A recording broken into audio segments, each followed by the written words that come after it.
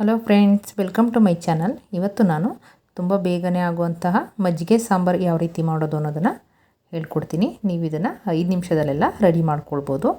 ನಾನಿಲ್ಲಿ 1 ಬಟ್ಲು ಮೊಸರನ್ನ ತೊಗೊಂಡಿದ್ದೀನಿ. ನೋಡಿ, ನಾನು ಗಟ್ಟಿ ಮೊಸರನ್ನ ತೊಗೊಂಡಿದ್ದೀನಿ. ಇದಕ್ಕೆ ಒಂದು ಅರ್ಧ ಲೋಟ ನೀರನ್ನು ಹಾಕ್ಕೊಳ್ತಾ ಇದ್ದೀನಿ.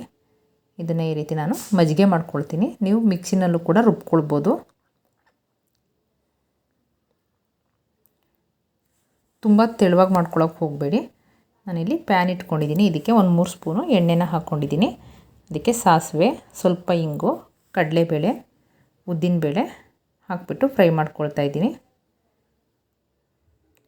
ಇದಕ್ಕೆ ನಾನು ಒಣಮೆಣಸಿನ್ಕಾಯಿನ ಹಾಕ್ಕೊಳ್ತಾ ಇದ್ದೀನಿ. ನಿಮಗೆ ಖಾರಕ್ಕೆ ಎಷ್ಟು ಬೇಕು ನೋಡಿಕೊಂಡು ಒಣಮೆಣಸಿನ್ಕಾಯಿನ ಹಾಕ್ಕೊಳ್ಳಿ. ಇದಕ್ಕೆ ಸ್ವಲ್ಪ ಕರಿಬೇವಿನ ಸೊಪ್ಪನ್ನು ಹಾಕ್ಕೊಳ್ತಾ ಇದ್ದೀನಿ. ಸ್ವಲ್ಪ ಬೆಳ್ಳುಳ್ಳಿನ ಹಾಕ್ಕೊಳ್ತಾ ಇದ್ದೀನಿ. ಸ್ವಲ್ಪ ಶುಂಠಿನ ಹಾಕ್ಕೊಳ್ತಾ ಇದ್ದೀನಿ. ಇದನ್ನು ಫ್ರೈ ಮಾಡ್ಕೊಳ್ತೀನಿ. ನೀವು ನನ್ನ ಚಾನಲ್ನ ಫಸ್ಟ್ ಟೈಮ್ ನೋಡ್ತಾ ಇದ್ದರೆ ಪ್ಲೀಸ್ ನನ್ನ ಚಾನಲ್ನ ಸಬ್ಸ್ಕ್ರೈಬ್ ಮಾಡಿ. ಪಕ್ಕದಲ್ಲಿರೋ ಬೆಲ್ಲೈಕನ್ನ ಕ್ಲಿಕ್ ಮಾಡಿ. ನಾನು ನೆಕ್ಸ್ಟ್ ಟೈಮ್ ವಿಡಿಯೋ ಹಾಕಿದಾಗ ನಿಮಗೆ ನೋಟಿಫಿಕೇಷನ್ ಬರುತ್ತೆ. ಇದಕ್ಕೆ ನಾನು 1 ಈರುಳ್ಳಿನ ಹಾಕ್ಕೊಂಡು ಫ್ರೈ ಮಾಡ್ಕೊಳ್ತಾ ಇದ್ದೀನಿ. ಇದನ್ನು 1 ನಿಮಿಷ ನೀವು ಫ್ರೈ ಮಾಡ್ಕೊಳ್ಬೇಕು.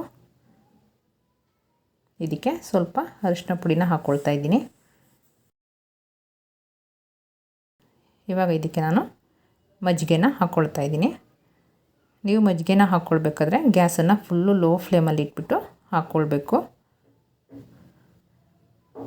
ಇದಕ್ಕೆ ನಾನಿವಾಗ ರುಚಿಗೆ ತಕ್ಕಷ್ಟು ಉಪ್ಪನ್ನು ಹಾಕ್ಕೊಳ್ತಾ ಇದ್ದೀನಿ. ಇದಕ್ಕೆ ಸ್ವಲ್ಪ ಕೊತ್ತಂಬರಿ ಸೊಪ್ಪನ್ನು ಹಾಕ್ಕೊಂಡು ಮಿಕ್ಸ್ ಮಾಡ್ಕೊಳ್ತಾ ಇದ್ದೀನಿ. ಇದನ್ನು ನೀವು ಒಂದು ಅರ್ಧ ನಿಮಿಷ ಬಿಸಿ ಮಾಡಿದ್ರೆ ಸಾಕು. ಆಫ್ ಮಾಡ್ಕೊಂಬಿಡ್ಬೇಕು ಗ್ಯಾಸನ್ನು.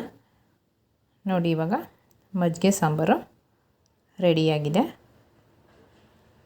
ಇದನ್ನು ತುಂಬ ಬಿಸಿ ಮಾಡಿದ್ರೆ ಹೆಪ್ಪೆ ರೀತಿ ಆಗಿಬಿಡುತ್ತೆ. ಇದನ್ನು ಒಂದು ಅರ್ಧ ನಿಮಿಷ ಬಿಸಿ ಮಾಡಿಕೊಂಡ್ರೆ ಸಾಕು.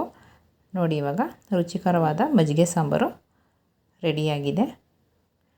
ನಿಮಗೆ ಈ ವಿಡಿಯೋ ಇಷ್ಟ ಆಗಿದ್ದರೆ ಲೈಕ್ ಮಾಡಿ, ಶೇರ್ ಮಾಡಿ, ಕಮೆಂಟ್ ಮಾಡಿ, ನನ್ನ ಚಾನಲ್ನ ಸಬ್ಸ್ಕ್ರೈಬ್ ಮಾಡಿ.